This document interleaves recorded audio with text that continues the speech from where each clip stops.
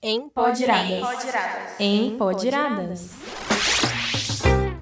Oi, gente, eu sou a Aline Marins. Olá, eu sou Letícia Lima e esse é o Empoderadas. Empoderadas. A gente está começando o nosso segundo episódio, que eu já adianto, tem polêmica. Polêmica, Letícia, logo no início. Mas brincadeiras à parte, vai ter polêmica sim, mas brincadeiras à parte, hoje a gente vai falar sobre os jornalistas que migraram para a área do marketing. E também vai refletir se a vivência jornalística agrega alguma coisa diferente na produção de conteúdo corporativo. E quem está aqui para ajudar a gente a pensar nisso é a Gislene Vieira, jornalista especializada em marketing e mídias digitais. Oi, Gi! Oi, meninas! É um Oi, prazer estar Gi. aqui. Eu já falei lá fora, é praticamente a realização de um sonho, assim, estar aqui com vocês e participando desse segundo episódio. Prazer, obrigada. Segundo episódio da nossa vida também, né? A Gislene estudou com a gente na USP, ela fez jornalismo com a Aline e eu Relações Públicas, então estamos aqui coroando uma história de sucesso aí, uma trajetória de amizade e de muito trabalho como comunicólogas. Quem imaginava, né? Que a gente ia se encontrar aqui nessa mesa. Nossa, a gente pode até, antes da pergunta polêmica, já até falar disso, né? De transformação, já que a gente vai falar de transformação de jornalismo, de marketing, enfim, acho que a gente nunca imaginou quando a gente estudou, não sei se eu posso entregar o ano. Pode, Aline, pode. A gente entrou na faculdade em 2005. Acho que a gente nunca imaginou que a gente poderia ser dono dos nossos próprios veículos de comunicação, né? A gente nunca imaginou que a gente teria esse espaço que a gente está tendo aqui agora para falar, né? Não, o que era podcast, né? Não era nada, nem existia. Eu tive um professor em RP que tinha um livro, ele era italiano e ele falava do universo digital. Um professor só para vocês entenderem, né? Eu não me lembro, na nossa grade, se a gente falava alguma coisa sobre jornalismo digital. Assim. A gente teve, acho que, uma matéria de jornalismo online. Online teve, verdade. É. Teve sim, verdade. Mas a gente saiu, acho já que faz com... tanto tempo, olha como eu tô... Teve. A gente teve agência de notícias. Mas a gente ainda saiu com um sonho, acho, de fazer as mídias convencionais, né? De fazer Impressa, TV, rádio. Era o que a gente tinha, né? Pra pensar onde a gente ia trabalhar, né? Agora, vocês falaram que vai ter polêmica. Eu sou meio ascendente Libra, Lua e Libra. Eu sou meio em cima do muro. Não sou muito das polêmicas, mas vamos lá. Você quer começar fazendo a pergunta polêmica, Lê? Eu acho melhor você, Aline. Não sei, acho que o seu tom de voz é melhor para polêmica. Com medo. Sério. Já que a gente está falando dessas mudanças, a gente tem essa notícia recente, né? Pelo menos, né, enquanto a gente está aqui gravando, que é o Chat GPT. E, enfim, muito tem se falado sobre ele. E uma das questões que a gente vai polemizar agora, vai substituir os seres humaninhos, jornalistas, produtores de conteúdo, redatores? Espero que não, né? Eu não sei, eu não posso responder isso. Eu não sei nem se os criadores aí do algoritmo hoje têm essa resposta. Mas sim, vai com certeza revolucionar o jeito de trabalhar, o jeito de produzir conteúdo, o jeito de até fazer um planejamento estratégico para as marcas. Isso tudo vai mudar, né? Eu não sei quem já testou, né? Quem já entrou. Entrando no site da OpenAI, você consegue fazer, né, um cadastro muito rápido. E isso para pessoas leigas, tá? Como eu, não sou da área de tecnologia. Você faz uma pesquisa como se você estivesse no Google. Então, você faz uma pergunta ali. Só que, em vez de você receber respostas de páginas que falam sobre aquele assunto, você tem uma resposta pronta. Assim, você tem uma resposta pronta e muito boa sobre o que você perguntou. Eu fiz algumas perguntas, assim, meio bobas, tá? Como eu vou descobrir meu tipo sanguíneo? Boba? Eu não. achei essa super inteligente. Eu nunca perguntaria isso pro chat. Eu também não. Inclusive, eu não sei o meu. Não sei se é tão importante saber também, gente, mas foi uma das perguntas que eu fiz. E vem uma resposta muito amarradinha, né? E pelo que outras pessoas com quem eu tenho conversado, né? Alguns vídeos que eu tenho ouvido e podcasts também, tá todo mundo bastante impressionado. Meu namorado é da área de tecnologia e ele me encaminhou também uma resposta sobre armazenamento de dados. Uma pergunta X, né? Que eu não sei nem dizer qual foi, mas assim, a resposta ele falou assim... ela tem... Eu não sei se eu daria uma resposta melhor que a que foi feita, né? Pela inteligência artificial. Ele falou, ela tá completíssima. Nossa, E e ele é da especialista área. em armazenamento de dados e o chat GPT deu uma resposta que ele achou, assim, completa. Então, assim, as pessoas da área de tecnologia estão muito empolgadas. Enfim, grandes nomes como, né, Google, a Microsoft, tá todo mundo com medo do que tá vindo por aí. Essa inteligência, esse algoritmo, né, ele está indo em fase beta, né? São testes. Ele ainda não é perfeito. Ainda vem algumas respostas incompletas, imprecisas. E tem um outro limitador que eles têm dados até 2021. Então, por exemplo, eu testei lá quem ganhou a Copa de 2022. A Copa do Mundo. Ele aí fala, olha, não tenho dados suficientes para responder. O que aconteceu no terremoto agora, né? Que aconteceu na Turquia ali e na Síria. Também não conseguia responder. Então, assim, tem um limitador. Então, vamos dizer, principalmente assim, no jornalismo, no jornalismo diário, principalmente, que você precisa de informações ali quentes, né? Que estão acontecendo. Isso não vai ser... A pessoa não vai ser substituída. Sim. Mas, por exemplo, eu como jornalista, recebo uma pauta para falar sobre jejum intermitente. Sim. Se eu for ler todo o conteúdo que existe de jejum intermitente no Google, já foi publicado, quanto tempo eu vou levar? Talvez minha vida inteira ou umas 2, 3 vidas. E o que a inteligência artificial faz? Vai ler tudo aquilo ali, vai processar, vai entender o que realmente é relevante e vai trazer uma resposta muito similar a que um especialista daria. Então, eu não acho que a gente vai perder nosso lugar aí, nosso emprego. Essas tecnologias, normalmente, elas vêm para otimizar o trabalho braçal, né? E dar espaço para a gente pensar mais, ter um pensamento estratégico, analítico, e eu acho, assim, que vai me ajudar muito.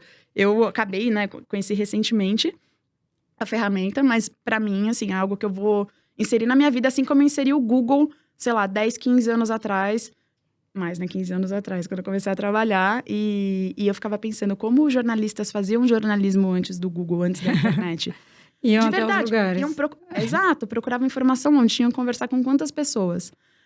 Então, agora a gente tem, assim, um presente, na verdade. Eu acho muito legal esse link que você fez, porque, assim, você falou do jornalismo e o quanto ele é diário. E hoje, você migrou, né? Sua carreira é disso que a gente vai falar, para as mídias digitais.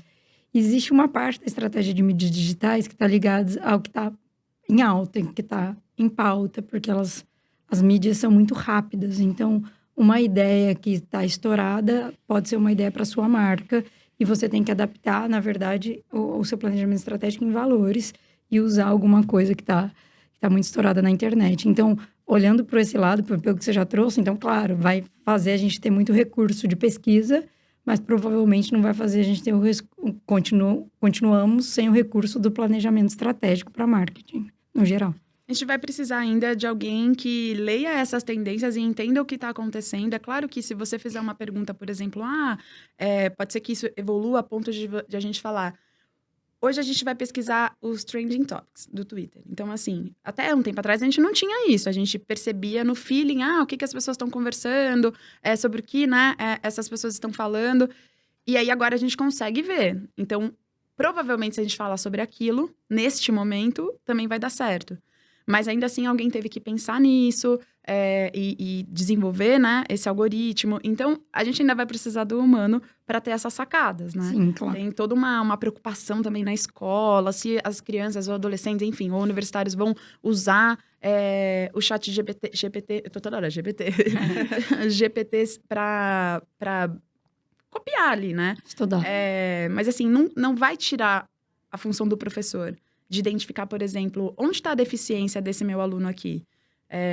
O que ele está passando para não estar indo bem na escola. Então, assim, a gente vai precisar dessas figuras humanas ainda bem, né? Os robôs ainda não vão nos substituir, para a gente continuar trabalhando. Sim. E produzindo informação e conteúdo. Acho que tem vários componentes ainda humanos, né? De primeiro, a gente ainda tem que estar lá fazendo essas perguntas, né? Tipo, então, acho que isso já é uma coisa, assim, mas de ter os insights, de fazer o planejamento, Eu acho que também quando a gente pensa no jornalista ou quando a gente quer criar muitos conteúdos para a marca também, a gente vai atrás de contar histórias, né? De contar a história de cliente, contar a história de colaborador, contar, enfim, história às vezes de quem ainda não conhece a marca, mas tem algum assunto relacionado. E esse olhar para a pessoa, né? Esse entender o emocional e tudo mais, eu acho que ainda vai ser sempre uma parte que vai caber a nós, assim, né? E acho que tem uma coisa que é interessante também, porque tem outras ferramentas até de produção de imagem e tal, entender até que o nosso trabalho não é realmente só a execução, né? Isso. Não é só a execução do texto, não é só a execução da arte, né? É justamente esse trabalho prévio de pensar, né? Qual a melhor abordagem para uma notícia? Eu imagino que antigamente você pensava suas notícias, hoje você pensa o planejamento estratégico, mas qual a melhor abordagem para contar aquela história, né? Então, acho que as pessoas realmente estão por trás. Ainda a gente vai... É muito legal a gente falar disso, porque a gente achou que o rádio ia acabar, né? Quando nasceram os podcasts, ou quando nasceu a internet e tal, que a TV ia sucumbir. Não, gente, nasceu on demand e hoje a gente tem milhares de sites para assistir o que a gente quer. E agora a gente tem o podcast, que é um rádio, assim, on demand, que a gente escuta os programas que a gente quer, na hora que a gente quer, do jeito que a gente quer. E eu estava até assistindo esses dias o filme, né, a série que foi lançada sobre o Spotify. E é uma coisa muito bacana, eu aconselho que todos vejam. Porque foi uma ideia super desacreditada e hoje eu não imagino mais minha vida sem esse tipo de ferramenta. Ainda bem que ele existe, estamos aqui, né? Não só no Spotify, né? Mas... Todas as plataformas de áudio. Mas, Giz, a gente queria que você contasse um pouco como a sua história começou com o jornalismo e como ela migrou para o marketing no geral, para planejamento e para mídias digitais. Tá, bom, vamos voltar lá atrás, né? Eu escolhi o jornalismo porque eu era uma adolescente que amava futebol. Então, eu acompanhava tudo o que acontecia, assim. Sábado e domingo eram dias que eu passava na TV, assistindo o programa, vendo o jogo, comprava o Placar, uma revista que, né? Ainda, a marca ainda existe. Posso entregar seu time, Gi? Pode, temos algum problema aqui? Não, né? Corintiana, né? Acompanhava o Corinthians, ouvia o jogo no rádio, se eu precisava sair com a minha família. Então, assim, eu consumia muito conteúdo esportivo, principalmente voltado para o futebol. E eu falei, nossa, quero trabalhar com isso.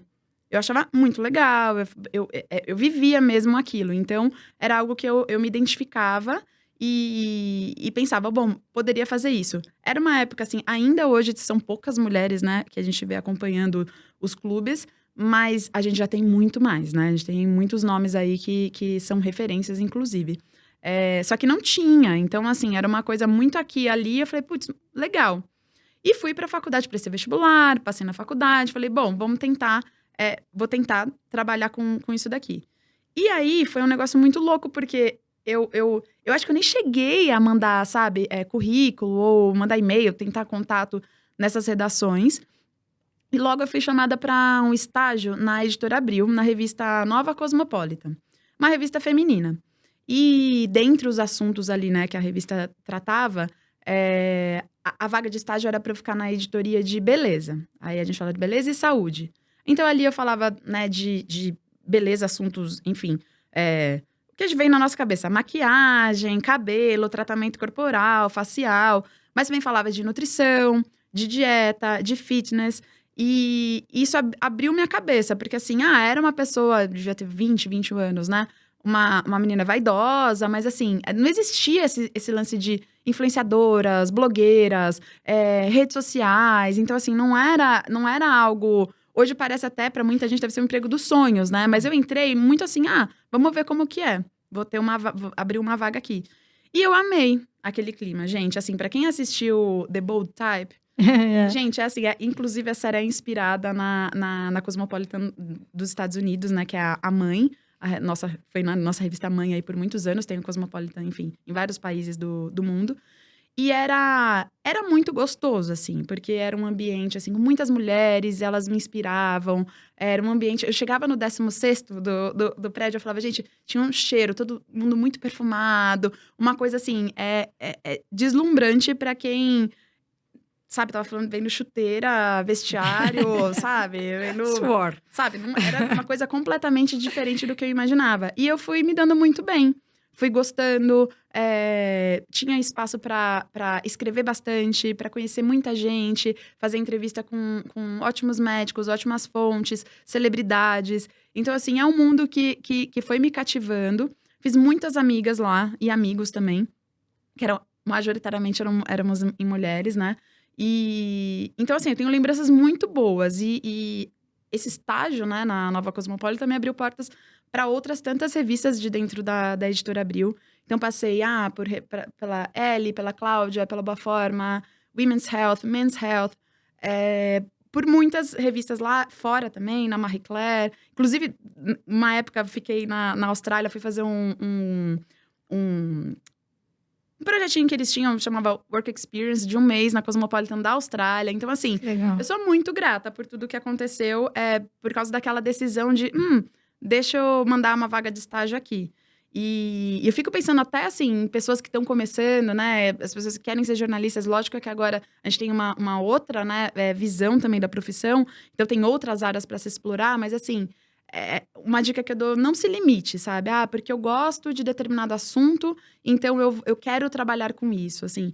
Na prática, às vezes as coisas são muito diferentes. Você pode até matar algo que você tem, uma paixão, um hobby, e matar porque ele virou teu trabalho. Então, assim, às vezes é até bom você deixar apartado ali do que você gosta e com o que você vai trabalhar, para deixar cada um na sua caixinha, sabe? Então, assim, foi algo que mudou minha vida.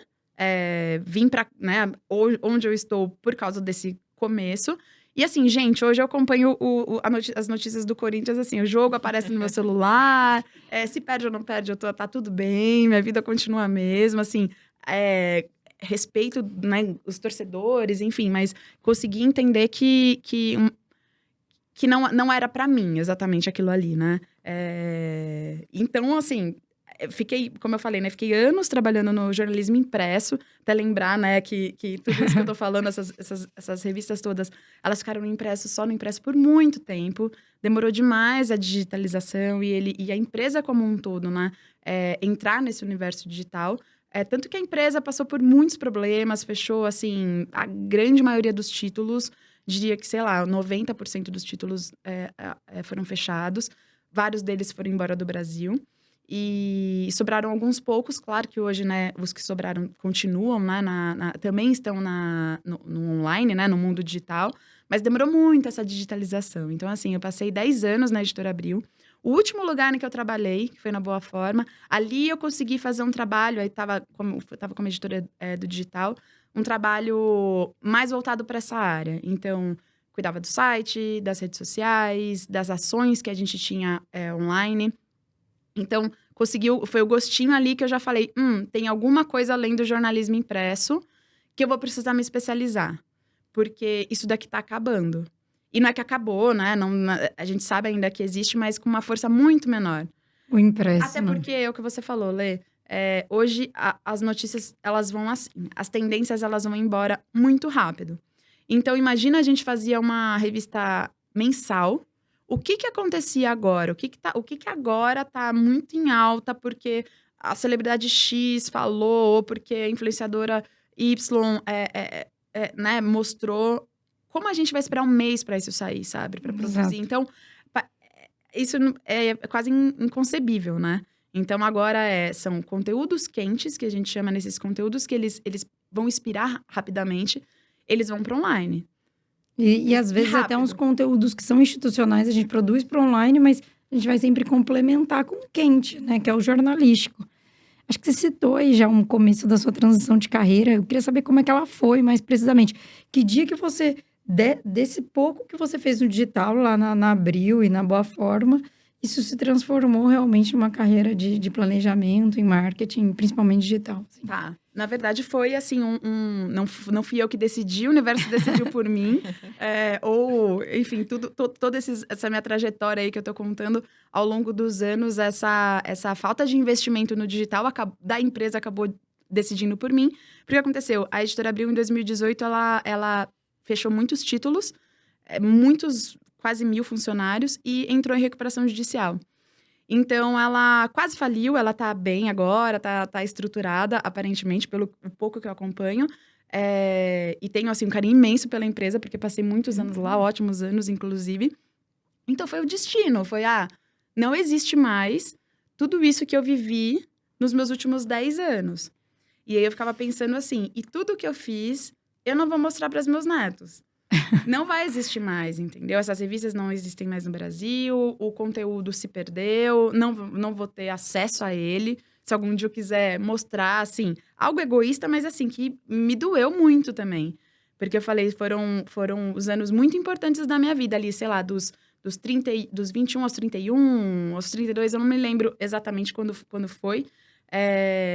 Mas eu falei, bom, o que eu vou fazer agora? São 10 anos CLT. Como que é ser freelancer? Eu dou conta? Não dou? Muito legal. Então, eu passei um tempo que eu falei assim... Eu trabalhei que nem gente grande, esses 10 anos. Eu falei, deixa eu ver... Não que freelancer não é trabalhar como gente grande, mas eu me permiti falar assim, eu vou ver o que vai acontecer. Então, comecei a conversar com pessoas, falar que eu estava livre. Comecei a fazer alguns freelas em agência, coisa que eu não tinha ainda experiência. E foi o que me chamavam, eu ia fazendo. Eu fui me permitindo. Então, era isso. Me permitia também, à tarde, não fazer nada.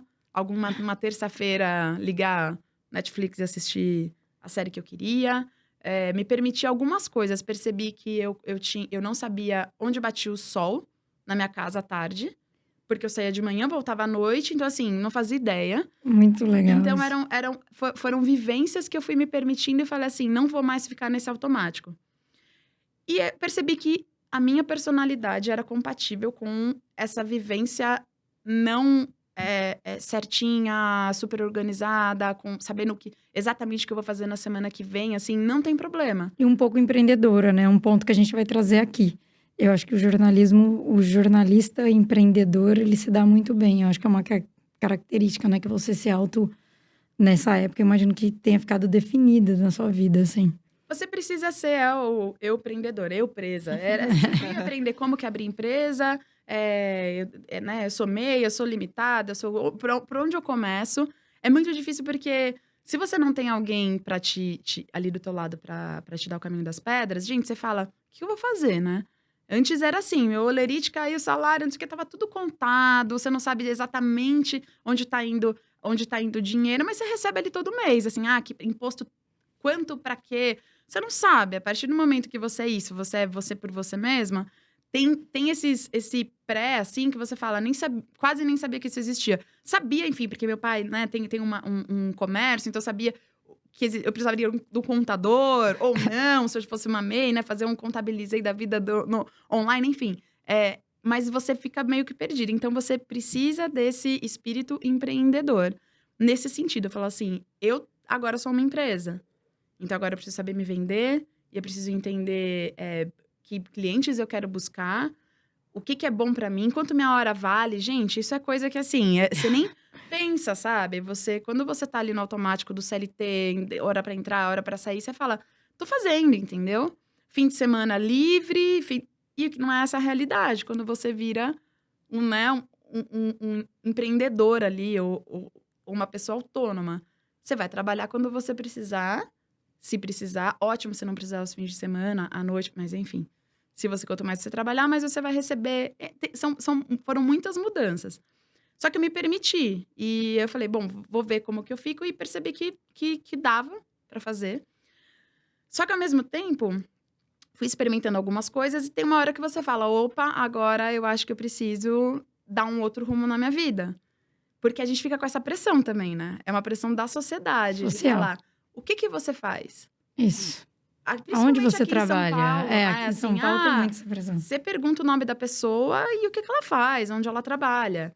Então, assim, onde você trabalha, não era algo que até hoje, né, que me tira o sono, que é uma preocupação, mas assim, ela existe. Não dá pra dizer que não há uma pressão dos outros. Existe. E até assim, às vezes da família, minha família nunca fez essa pressão, mas assim, eles não entenderem o que tá acontecendo, assim, você tá tirando dinheiro de onde? Você tá trabalhando como? Quem te chama pra trabalhar? Por que eles te pagam? Assim, eles entendem ter um espaço físico em que você trabalha. Não você trabalhar de casa. Enfim, então, Uma aí eu relação de pensei, trabalho bem diferente, né? Que a outra geração tinha. E eu acho que a próxima vai vir muito diferente também da gente. E talvez até esses questionamentos, assim, para eles sejam muito mais naturais, né? Tipo, Ô, Giz, os meus pais só acreditaram que a gente sustentava com a agência na pandemia. Que eu pagava minhas contas. Porque eu tive que ficar lá 2 meses, eles me viram trabalhando. E viram bombando, porque daí o digital também estourou, né? E daí tinha muita gente vindo atrás da gente. E é uma relação, é muito estranha. As pessoas não acreditam, nossa, mas como ela mora lá? Mas como ela paga aquilo? Como ela viaja? É uma relação muito estranha, né, Aline? mas eu acho que as próximas gerações já não vão mais Não ter, já vão estão mais ter, completamente diferente, né? A relação com o trabalho é muito Isso. diferente, né? É isso. é isso, 5 anos de agência e os pais ainda não tinham entendido que isso, né, exatamente. podia ser um trabalho, né? Exato. Então, na pandemia também, um pouquinho antes da pandemia, na verdade, eu me matriculei, eu falei, bom, o que eu vou fazer? Para onde eu posso ir agora? E vendo como o jornalismo, né, está se desenvolvendo até aqui, que com muitas portas fechando, as redações cada vez mais enxutas. Então, eu falei, eu posso abrir uma porta. Tô aqui dentro do guarda-chuva de comunicação, para onde eu posso ir? E aí eu percebi, eu falei, bom, já trabalhava, né, com o digital ali na Boa Forma, eu falei, vou me especializar aqui. E aí fui fazer uma pós em marketing e mídias digitais. E aí você aprendi muita coisa, porque quem fez marketing, muito provavelmente, né, nessa pós-graduação deve ter ficado frustrado, mas assim, como jornalista, apesar de serem, né, carreiras ali Hoje, muito parecidas muito hoje, parecidas, muito não é. Olha. A gente tem muita teoria, muita coisa para de aprender. mercado, né? E algo que muda muito rápido. Enquanto o jornalismo, se a pessoa que fazia jornalismo lá atrás, não vou dizer isso na época sem Google, sem máquina, sem computador, máquina de escrever, é um jeito muito diferente de fazer jornalismo, né, comparado a hoje. Mas ele tem uma estrutura, você precisa de uma pauta relevante, você vai apurar os fatos, você vai conversar com fontes. Então tem ali uma estrutura muito parecida que no marketing ele vai fazendo, é tudo muito rápido. Então, cada hora a gente é bombardeado, né? Com assim, agora a tendência é fazer isso, agora o que tá dando certo é fazer aquilo. Agora, é tudo muito rápido, porque tá todo mundo também olhando para isso, estudando isso, consumindo. E tem uma diferença também muito grande, que o jornalismo você vai dar aquilo ali, né? Aquela informação pro leitor, no marketing você quer vender algo. No fim. Uma ideia, Exato. uma solução, um Uma produto. função completamente diferente. Então, a gente aprende uma coisa no jornalismo e no marketing a gente faz outro. É uma visão que você não tem. Quando você está na redação, você não fala, eu preciso... Mal você precisa se preocupar em vender revista, entendeu? Você comemora vendemos X exemplares, você fica triste se vendeu menos no outro mês. Mas, assim, nada muda na tua vida. Muito louco isso, É diferente de você fazer uma projeção ali de vendas para um ano inteiro e você não bater meta. E aquele é teu trabalho, é vender. Sim. No fim, né? Claro que a gente tem um monte de coisa ali, várias né? dentro do marketing, né? Vários guarda-chuvas, mas tem o final dele que é venda. né? Que não é no jornalismo. Sim. Então, tem uma mudança muito grande ali dessa visão. Mas tem muita coisa que vem do jornalismo, por exemplo, o escrever bem. Exato. Você se preocupar com algo tão básico, gente, você ser fluente em português, tá, gente? Porque não é o normal. Não é o normal, ninguém acredita, não né? É mas normal, hoje no Brasil gente. não é o normal. As pessoas, elas não têm muitas vezes, acesso à educação, a preocupação mesmo, não tem alguém que te oriente. Eu tive anos um redator, o Ronaldo, mandar um beijo pra ele, a gente passou várias noites, madrugadas em fechamento, assim, fazendo revisão 1, revisão 2, que ele, assim, me ajudava, assim, corrigia e melhorou, assim, já era meio nerdzinho, assim, estudava muito, gostava de português, e ele, assim, só melhorava, sabe? Então, é algo que você fala... Eu lembro, várias coisas eu ainda lembro do Ronaldo, assim, eu vou usar um hífen, um travessão ou uma meia risca. Eu lembro dele, toda vez que eu vou corrigir isso, porque, assim, ele falou, não, cada símbolo desse tem uma utilidade. Então, já é o primeiro ponto, né, que o marketing encontra o jornalismo, marketing de conteúdo, uma das áreas de marketing, encontra aí o jornalismo hoje, né? É muito importante, porque você pode escrever, você pode ter na tua equipe, você tem ali, né, o teu redator. Ou você contrata alguém para ser o teu redator. Se essa pessoa ela não está muito segura do que ela está escrevendo, gente, é o que a gente fala, uma vírgula pode mudar o sentido completo de uma frase.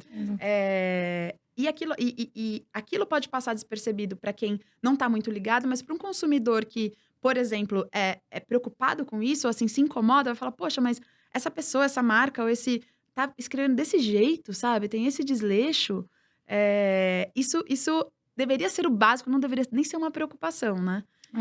Só que ela ainda existe. Então, assim, quem tá escrevendo, preocupe-se com a forma como você está escrevendo. Quem está contratando, preocupe-se com o português dessa pessoa também, né? Porque é como a tua empresa está se colocando, né, para o mundo, né? E para as vendas, no fim das contas, como a gente está dizendo aqui, né? Que o leque é maior, né? Eu acho que tem uma coisa também do domínio da escrita, da linguagem como um todo, né? Porque hoje a gente está falando de texto, de vídeo, né? O audiovisual tomando conta aí das redes sociais.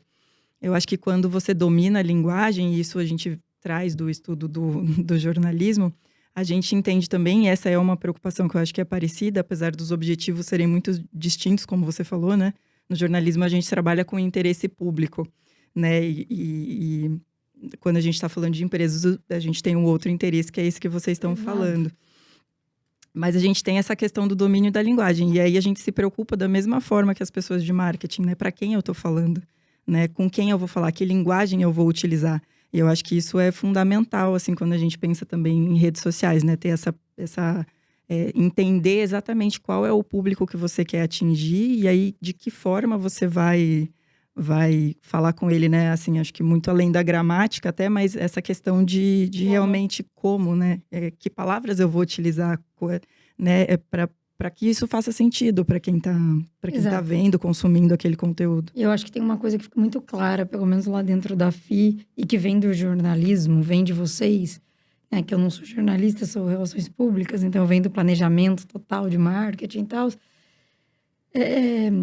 O storytelling. Quando vocês montam uma notícia, vocês montam ela para impactar esse público-alvo que a Aline está falando. E hoje a gente deu muitos nomes em inglês para coisas que já eram feitas em português há muito tempo, gente. Eu e a Aline, a gente até tira sarro um pouco disso. Mas storytelling, gente, nada mais é do que você montar um roteiro ou de vídeo que um jornalista ou outro produtor de vídeo da área montava. Ou um storytelling é montar uma notícia bem estruturada com as etapas dela. Então, assim, acho que hoje a gente usa uns termos para falar de coisas que eles já existiam e mudaram de lugar, né? Eu e a Aline, uma vez, eu falei num vídeo que pra mim não existe marketing digital. Continua não existindo. Tô zoando, mas assim, existe marketing e tem os P's do Kotler. Um dos P's é place. Place é o lugar. Então, hoje a gente atua no universo online. De repente, a gente vai mudar a atuação dentro desse universo online. Vamos pro metaverso. Vamos pro metaverso, exatamente. Eu não sei onde que a gente vai. Mas a raiz da comunicação é exatamente isso que vocês estão citando. É um bom português e um domínio da linguagem na qual você está escrevendo, né? E isso muda muito, viu, Giz? Aqui dentro da agência, esse impacto disso que é raiz, que é tão fundamental, a gente vê muita diferença nos clientes quando a gente pega, porque as coisas ficam muito mais profundas, né? E essa capacidade de contar uma história. Às vezes a pessoa que está fazendo aquilo, ela não tem tanto domínio da linguagem, mas ela tem muito domínio da estratégia de contar a história.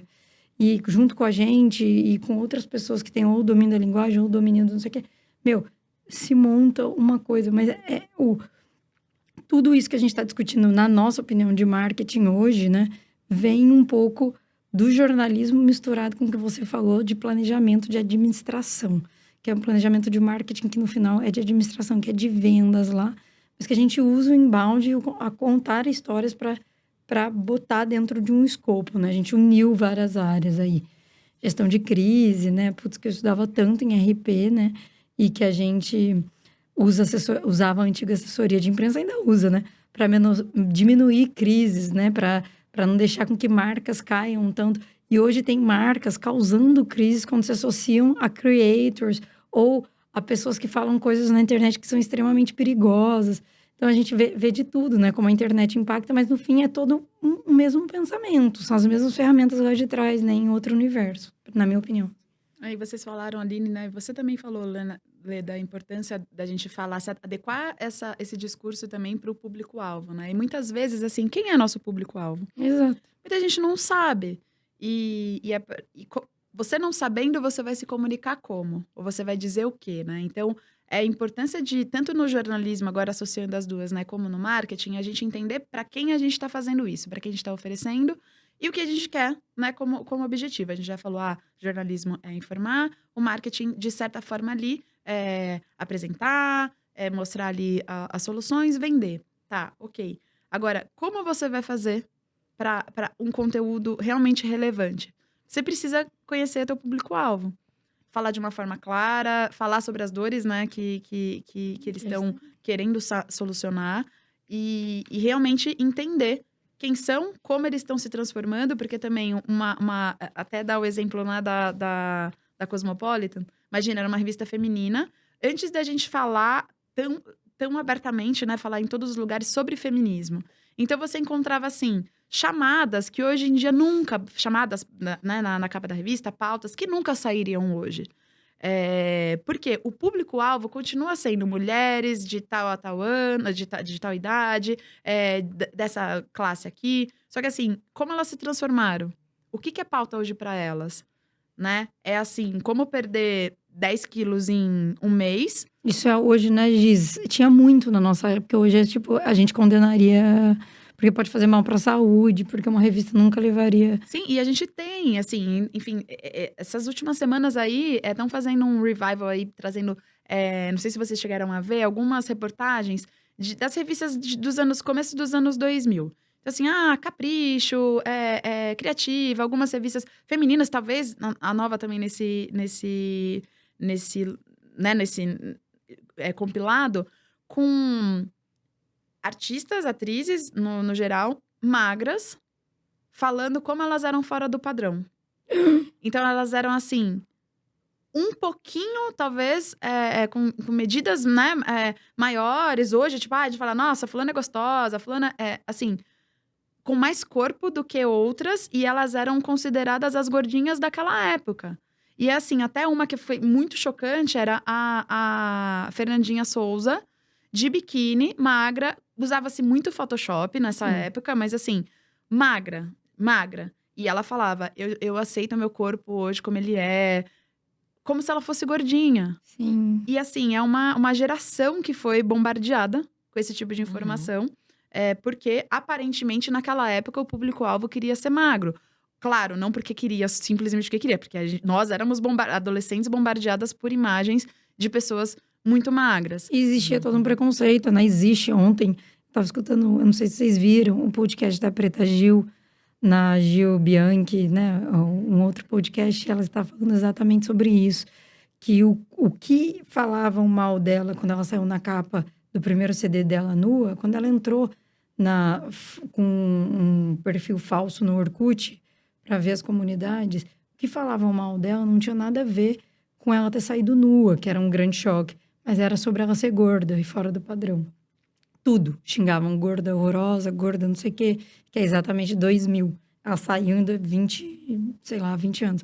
Então, tipo, é exatamente esse ponto. Então, assim, a gente tinha muito preconceito, né? Voltando aqui, esse negócio do público-alvo que você tá falando. Resgatando essa passagem de carreira. Eu acho que tem um outro ponto que a gente sempre discute na agência, né? Algumas agências e algumas pessoas, profissionais de marketing, ainda não se modernizaram diante dos públicos-alvos das marcas para as quais trabalham. Às vezes, uma crise é gerada, uma coisa acontece por uma postagem um pouco irresponsável sobre, né, a sociedade. A sociedade mudou. As pessoas querem ter os direitos iguais. A gente está aqui no Empoderadas exatamente para falar desse ponto, das mulheres nos lugares que elas querem estar, né? E o feminismo, né? O feminismo era uma coisa assim tão condenada. Não, gente, é só uma questão de direitos iguais. Homens são feministas e homens podem ser machistas. Não é uma questão de nada mais. Então, a gente já citou essas coisas aqui no podcast. Eu acho que esse ponto é super importante, né? Tem muita gente que não surfou a onda da modernização, da consciência, porque tem a transformação do mundo. E eu acho que com a tecnologia, que a gente começou, abriu esse episódio falando, a tecnologia é o que determina um pouco o quanto a gente vai sofrer essa mudança de forma mais rápida. Hoje as informações chegam na gente com muita facilidade, com muita rapidez. Então a gente está sofrendo transformações de consciência, vendo os dramas das outras pessoas por meio da internet, quanto elas sofreram, a gente sofreu em alguns momentos como mulher e tal. Então a gente começou a se mobilizar e se questionar dos anos 2000 para cá. Se é para pensar, nos anos 2000, a gente estava começando a fortalecer o Orkut, as coisas como começamos a discutir coisas de forma pública e em tempo real. E hoje essas discussões, elas estão aí. Você elas estão nas redes sociais. Então, é muito fácil entender esses movimentos da sociedade. Ainda que não seja homogêneo, vão ter pequenos movimentos ou grandes movimentos, né, acontecendo ao mesmo tempo. Mas é muito fácil fazer essa leitura do que as pessoas estão conversando. O que está sendo falado Muito ali. mais fácil que antes, por meio do jornalismo, né, Muito mais Giz? fácil. E a quantidade de dados, métricas, tá tudo muito... A informação tá muito mais fácil de ser acessada. E então, até para isso, para um gestor ou para um produtor de conteúdo, muitas vezes defender ali ou se colocar, ou falar, a empresa faz isso, porque a gente sempre fez desse jeito. Fala, não, calma, faz sentido continuar fazendo isso numa sociedade pedindo por isso, né? Conversando sobre esses temas os mesmos temas, mas sob uma outra ótica. Então, é o que a gente tem que se preocupar e ficar atento, porque realmente as coisas acontecem numa velocidade muito grande. E cabe a gente, né, produtores de conteúdo e quem está responsável por todo o planejamento estratégico de uma marca, não ficar repetindo o que fez sucesso no passado ou que funcionou no passado. É preciso se atualizar, é preciso deixar essas novas tecnologias entrarem e a gente entender de que forma se beneficiar com elas, né? Mas eu acho que essa também é uma visão muito singular de quem se formou em jornalismo. Essa capacidade de pesquisa, essa capacidade de olhar as sensibilidades e o que as pessoas estão falando. Então, isso eu acho que é uma coisa desse tema de transição de carreira que é muito importante. Às vezes, sua formação não vai te colocar no lugar da tecnologia que você está utilizando hoje, mas vai te dar a sensibilidade para você mapear, né, as estratégias que são mais contundentes dentro de um cenário. Eu vejo isso, eu não sou jornalista, a Aline é minha sócia, ela pode até falar isso para vocês, mas eu convivo com ela diariamente, a gente tem características bem diferentes. Eu acho que essa capacidade de pesquisa e sensibilização do que está acontecendo no mundo e junção das informações é uma coisa muito do perfil jornalista. Então, você provavelmente também tem essa facilidade. Então, é legal a gente ver o jornalismo dessa visão de marketing, né, de conteúdo para as marcas. Isso é extremamente importante, né? Acho que isso move muito a gente, né? Ter esse olhar sobre a sociedade. Eu acho que talvez o que levou a gente a fazer jornalismo, independentemente da função que a gente quisesse exercer. E é algo que eu acho que existe ainda preconceito, talvez, de quem é jornalista em relação a essa transição de carreira. Mas a gente, eu acho que consegue ainda manter essa mesma motivação, né, que levou a gente a fazer jornalismo. A gente continua produzindo conteúdo para informar pessoas, para gerar, como você falou, para solucionadores. Acho que a gente continua com esse olhar atento também ao que está acontecendo e as pessoas, enfim. Eu acho que isso não muda, assim, quando você faz essa transição, né? A gente continua... E, bom, isso se fosse qualquer outra carreira, né? Se eu tivesse feito psicologia, que era algo que eu queria fazer agora, né? Mas, assim, eu teria agregado na próxima carreira que eu fosse ter. A gente tem que, né, lembrar que conhecimento, experiência, ela só soma. Você não vai perder nada se você fazendo uma troca. Você pode fechar portas de uma empresa X ou não vai mais trabalhar com determinada função para fazer outra, mas assim, o que você aprendeu, realizou, o que você conquistou, os contatos que você fez, enfim, tudo isso é só acumulativo, né? Isso que é muito bom da vida, né? Você vai se tornando um profissional cada vez melhor, cada vez mais completo. Então, assim... Que foge aí das tecnologias, né? Todas essas experiências acumuladas. Você não vai, você pode, né, o ChatGPT pode acumular tudo que está escrito na internet, mas ele não vai, né, conseguir acumular, né, essa especificidade toda de um ser humano, né, e das vivências, enfim, eles... Né, é uma inteligência artificial, mas a gente ainda tem o lado humano, né, que acaba saindo na frente. Perfeito, Gi. Eu tô triste de anunciar isso, mas a gente precisa... Passa muito rápido. Passa muito encerrar a conversa. Mas antes de encerrar, a gente tem 2 perguntas que a gente está fazendo para todas as entrevistadas. Então, pensando aí no nome do programa e na motivação desse nome existir, a gente quer saber, primeiro, o que te deixa mais irada brava na sua vida? Posso responder? Pode. Mesmo envolvendo política? Mais ou menos política. Isso.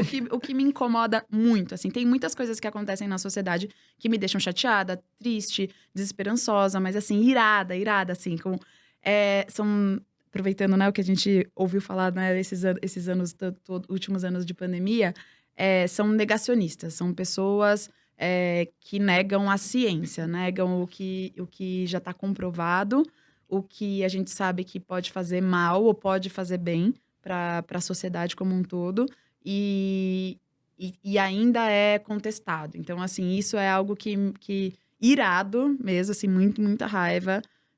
É isso, a gente ainda conviver com ideias reacionárias, negacionistas no campo da ciência. Legal, principalmente, né? Mas o que é brega, e os preconceitos são bregas, e tudo isso Eu adoro esse ignorar lema a aí da ciência, Letícia. é isso aí. E o que da sua trajetória você escolheria como ponto mais irado até hoje? Porque tá só começando.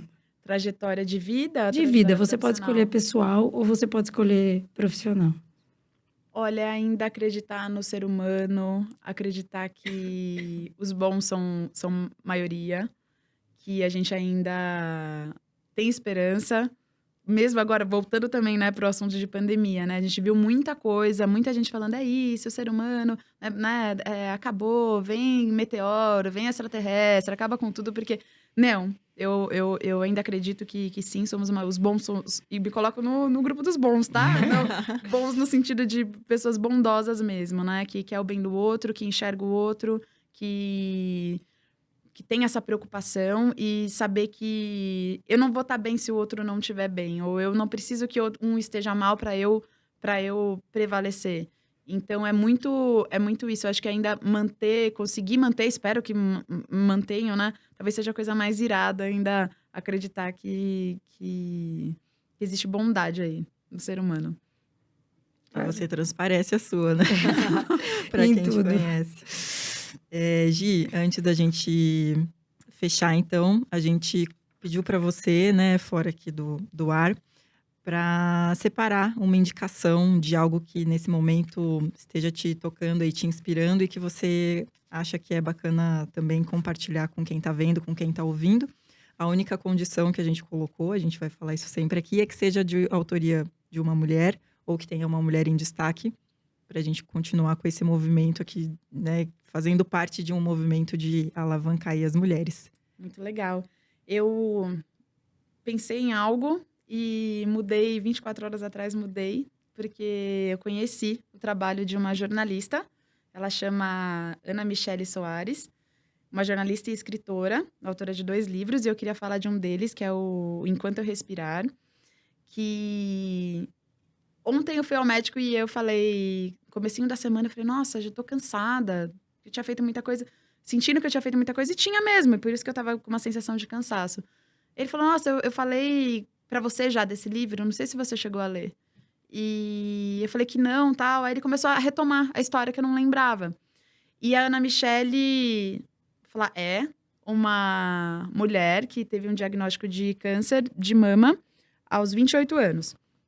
E logo esse câncer se tornou metastático. Então, já não se fala mais, né, nessa etapa, não se fala mais de cura, só de cuidados paliativos, né? Ela criou um Instagram, junto com uma amiga, chama @paliativas, em que ela falava sobre muitas coisas, mas nesse livro específico, ela conta a história dela e da amiga dela, que ela conheceu na mesma situação dela, num grupo do grupo de Facebook, um grupo de mulheres com câncer ou com metástase, e elas se tornaram muito amigas.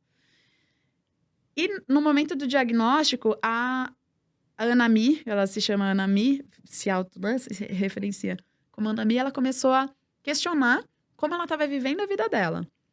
Então, o meu trabalho, eu tô feliz no meu trabalho, no meu casamento, eu tô feliz da forma que eu tô levando a minha vida, como eu tô usando o meu tempo. Ele tá a favor do que eu quero ou eu tô só sobrevivendo? E ela começou a se questionar, fez algumas mudanças na vida dela e começou, segundo ela, a viver de verdade. Então, ela foi deixando de acumular coisas, ou tendo sonhos. As coisas que ela sonhava não eram mais coisas, eram vivências, eram experiências. E ela foi vivendo isso com a amiga dela. Elas fizeram uma bucket list, uma lista ali de desejos, e foram cumprindo ali, vivendo. A amiga dela faleceu há uns 3 anos, se eu não me engano. E ela, ainda assim, eu acho que até um pouquinho mais, ela lançou o livro, escreveu o livro, e a amiga até brincava, você vai escrever a nossa história. Então, ela escreveu o livro, e aí, um dos itens da bucket list da Anami era estar viva no lançamento do livro. E ela conseguiu cumprir, fez o lançamento. E aí, eu tava ali na sessão, na consulta, e vendo aquilo, falei, nossa, era realmente o que eu tava precisando, sabe? Eu vi. E falei, olha como as coisas caem, né, no nosso colo. E fui começar a pesquisar sobre ela. Falei, o que eu vou falar sobre esse livro pra indicar? Porque ele já me transformou, já transformou minha tarde. E aí, eu fui começar a ver vídeos dela, entrei no Instagram, comprei o livro, mas ele não chegou, claramente, né? Comprei ontem. E fui atrás dela e achei uma reportagem na BBC falando sobre a bucket list dela. Então, como os amigos estavam se envolvendo para realizar alguns dos desejos, com alguns famosos, chefe, celebridade. E aí, uma atualização falando 5 dias depois da publicação dessa reportagem, que foi em janeiro agora, a Anami faleceu. E aí, com 40... Ela tinha feito, né? Fui pesquisar, tinha feito 40 anos, né? Em dezembro. Então, ela fala muito que no livro... Não é um livro sobre câncer, sobre doença. É um livro pra gente refletir sobre a finitude da vida, sobre o tempo que a gente tem. E é um tempo curto. A gente esquece, às vezes, disso. Porque a gente fica pensando no que a gente vai fazer, no planejamento do ano que vem, no próximo semestre. E a gente esquece. Tá preocupado com coisas, com a casa, e não com as festas que a gente vai dar na casa, ou quem vai visitar a casa, com o carro, e não no passeio ali que a gente vai fazer com a companhia que tá ali do nosso lado. Então, foi algo que ficou muito na minha cabeça. Eu estou vivendo, respirando e me inspirando nela há 24 horas. Assim, tô pensando muito nessa história e entendendo isso, o quanto a gente precisa parar para pensar às vezes. A gente precisa, às vezes, viver no automático, tem que pagar as contas, tem momentos, mas se a gente não olha para as nossas necessidades, a gente vai sentir cansada, que a semana passou rápido, toda segunda-feira sonhando com o fim de semana. Sim. Então, tem muitos ensinamentos ali, sabe? Para você olhar a vida como um presente mesmo. Sei que às vezes parece piegas, mas eu sou piegas mesmo. Nada piegas. Eu penso muito nisso. Sou uma pessoa que tento me colocar ali nesse lugar de calma, não é pra te exigir tanto, sabe? Dá pra ser de outro jeito. E assim, tá dando pra ser de outro jeito, gente. Tô vivendo esses anos todos assim, claro, já lutei bastante, já tive muita coisa, mas passei por muita coisa, mas também acho que o benefício de você ser um pouco mais ter mais compaixão com você mesma, como, né, a Ana me fala tanto pra ela, a gente só tem a ganhar, assim, não tem a perder. Top. Me reconheço bastante. A gente faz mudanças drásticas na vida, as pessoas não entendem por quê, mas muitas vezes é só pela qualidade de vida mesmo, pelo dia a dia. Gi, a gente queria agradecer. A gente vai marcar outros episódios pra gente falar de mais coisas nessa trajetória, que pode ser desse ponto, do cansaço aí feminino ou da sociedade inteira em relação a certas coisas. Do ponto de vista de marketing, até um compilado aí do que as pessoas estão divulgando e como isso começou, né? Porque as pessoas começaram com uma ideia muito de consumo absurdo por meio da internet. A gente queria tudo que todo mundo postava. Agora a gente já tá querendo só o bem-estar, a gente não tá querendo mais nada. Então, tipo, essas revoluções que a internet também tá promovendo, eu acho um tema bacana. Muito obrigada por tudo. Por esse start junto do Empoderadas. Veio trazer sua bênção aí pra gente, dessa bondade toda. Disponível pra quando vocês quiserem, pra gente falar sobre o que a gente quiser, enfim. Vamos ver o que é o nosso público-alvo. Vamos ver. Qual tema vai engajar mais? Isso. Obrigada, Gi. Obrigada mesmo. Você quer deixar sua rede social? Foi um prazer. Bom, meu Instagram é @GisleneVP. Eu acho que pode ser essa mesmo. E tem outras redes sociais que eu não tô atuante. Então, essa já tá de bom tamanho. Obrigada, Gi. A gente se vê no próximo episódio, né? Isso, bye, bye. Tchau, tchau, gente. Tchau, gente. Empoderadas. Empoderadas.